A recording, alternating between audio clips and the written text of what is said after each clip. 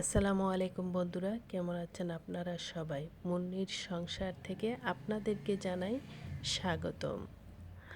আমার এই ভিডিওটি যারা যারা দেখছেন আমার চ্যানেলটিকে সাবস্ক্রাইব করে একটি লাইক দিয়ে পাশেই থাকবেন। তো ঘুম থেকে উঠেই সকালবেলা বাগানে না আসলে আমার মোটেও ভালো লাগে না। অনেক দিন পর বৃষ্টি বাদল হচ্ছে, তারপরে চলে এলাম বাগানে এসে দেখি কিছু লতি হয়েছে। তো আমি প্রথমে কিছু লতি উঠিয়ে নিয়েছি। তারপরে এই যে দেখুন আমার শখের কাঁকরোল গাছে কাঁকরোল ধরেছে, মাশাআল্লাহ। তো আমি আজকে অনেক দিন পরে এসে দেখছি অনেক কাঁকরোলই ধরেছে গাছে, তো ভীষণ ভালো লাগছে। তো এই যে দেখুন আমি ক্যামেরায় দেখাচ্ছি অনেক কাঁকরোল ধরে আছে দূরে দূরে। তো এই যে বন্ধুরা কাঁকরোল পেড়ে নিচ্ছে, তো অনেকগুলা কাঁকরোলই হয়েছে। তো দেখতে পাচ্ছি আবার পোকাও লেগে গেছে, কিছু কিছু কাঁকরোল আবার নষ্ট হয়ে গেছে। বৃষ্টি বাদল হওয়ার কারণে আসলে গাছের যত্ন নেওয়া হয় নাই। তো এদিকে আমার রঙিন কচু গাছ দেখছি হয়ে আছে এই মাটিতে। তো আপনাদের সাথে পরে একদিন শেয়ার করব, টবের মধ্যে উঠিয়ে দেখাবো। তো এই যে দেখুন আরও কাঁকরোল ধরে আছে, মাশাল্লাহ। কাঁকরোল গাছটা অনেক জায়গা জুড়েই বেয়েছে। তো আশা করি আগামীতে আরও অনেক কাঁকরোল পাবো। ইতিপূর্বে আমি আরও 2বার কাঁকরোল উঠিয়েছি, মাশাল্লাহ। কাঁকরোলের সাইজটা অনেক সুন্দর। তো এই যে বন্ধুরা দেখুন এই যে পাতার নিচে এখানেও কাঁকরোল ধরে আছে। বন্ধুরা আপনারা অনেকেই হয়তো জানেন না, কাঁকরোলের আলু একবার লাগালেই হয়। প্রতি বছর এপ্রিল মে মাসের দিক দিয়ে চারা গজায়। তো আমরা একবারেই লাগিয়েছিলাম। প্রতি বছর দেখি একই সময় গাছ বের হয়, তারপরে ওই গাছ আস্তে ধীরে বাইতে বাইতে পুরো ঝাঁকড়ানো হয়ে যায়। আলহামদুলিল্লাহ আমি প্রতি বছর অনেক কাঁকরোলই উঠিয়ে থাকি।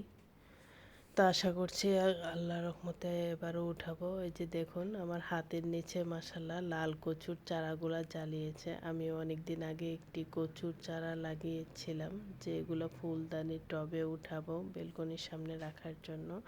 তো মাশাল্লাহ আজকে দেখে খুব ভালো লাগছে। তো এখানে দেখুন আরও 2টা কাঁকরোল আছে। তো দেখুন আমার হাতে কতগুলা উঠিয়েছি, মাশাল্লাহ। তো চলে এলাম বাসায় এসে দেখে আমার মেয়ে বিড়াল নিয়ে খেলাধুলা করতেছে। টেবিলের উপর বিড়াল উঠিয়ে নিয়েছে, দেখুন তাকে পড়তে বসিয়ে দিয়ে গেছি আর সে এখানে বিড়াল নিয়ে খেলাধুলা করতেছে।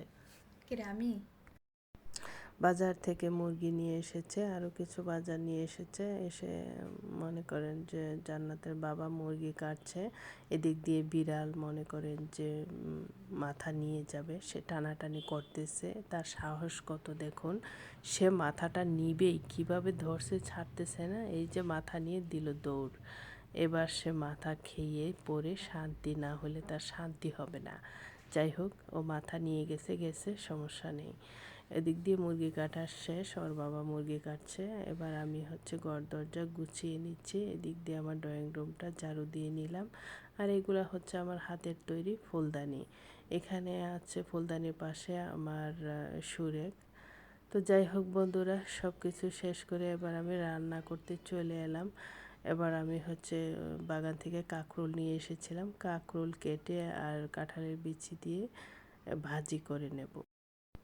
তো বন্ধুরা আপনারা কারা কারা এভাবে কাঁকরোল ভাজি খান অবশ্যই কমেন্টের মাধ্যমে জানাবেন। তা আমি তো এভাবে খাই, আমি আসলে এর আগে কখনো খাইনি। আমি নিজেই এভাবে ভাজি করে ট্রাই করেছি, দেখলাম যে না খুব ভালোই লাগে। তো আমার কাঁকরোল ভাজি হয়ে গেছে বন্ধুরা। এবার আমি হচ্ছে মুরগি রান্না করব, তার জন্য আগে থেকে মশলাটা ভালো করে কষিয়ে নিচ্ছি। মশলাটা কষাতে কষাতে উপর দিয়ে যখন তেল ভেসে আসবে ওই পর্যায়ে আমি মুরগির মাংসটা দিয়ে দিব।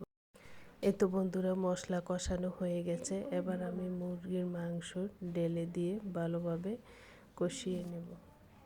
এই তো বন্ধুরা মুরগি রান্নার জন্য মশলাটি কষানো হয়ে গেছে। এবার আমি হচ্ছে মুরগি আগে থেকে ধুয়ে রেডি করে রেখেছিলাম, মুরগির মাংসটা ঢেলে দিয়ে এবার আমি ভালো করে কষিয়ে নেব। আসলে এটা হচ্ছে ব্রয়লার মুরগি ভালোভাবে না কষালে ভালো লাগে না। ব্রয়লার মুরগি সাধারণত খাওয়া দাওয়া ছেড়ে দিয়েছি, অনেক দিন পরে আজকে রান্না করতেছি। আমার ছোট মেয়ে খুব পছন্দ করে, নরম নরম হয় এই জন্য। কিন্তু আমি আবার শুকনা শুকনা করে ভুনা করে রান্না করে থাকি, এই জন্য মূলত ওর কাছে খেতে আরও বেশি ভালো লেগে থাকে। এই তো বন্ধুরা, মুরগির মাংস কষানো হয়ে গেছে। এবার আমি সামান্য একটু পানি দিয়ে দিব, পানি দিয়ে ভালো করে সিদ্ধ করে নেব। তো যাই হোক, মুরগির মাংস রান্না হয়ে গেছে। এবার মেয়েদেরকে খেতে দিলাম, ওরা খেতে বসে গেছে। তো বন্ধুরা, আমার এই ভিডিওটি যদি আপনাদের ভালো লেগে থাকে তাহলে মুন্নির সংসার চ্যানেলটিকে সাবস্ক্রাইব করে পাশেই থাকবেন। বন্ধুরা, আপনারা যদি ফেসবুক পেজ থেকে দেখে থাকেন তাহলে মুন্নি ও সংসার পেজটি ফলো দিয়ে রাখবেন। তো আজকের মতো বিদায় নিচ্ছি এখানেই। সবাই সুস্থ থাকবেন, ভালো থাকবেন। আল্লাহ হাফেজ।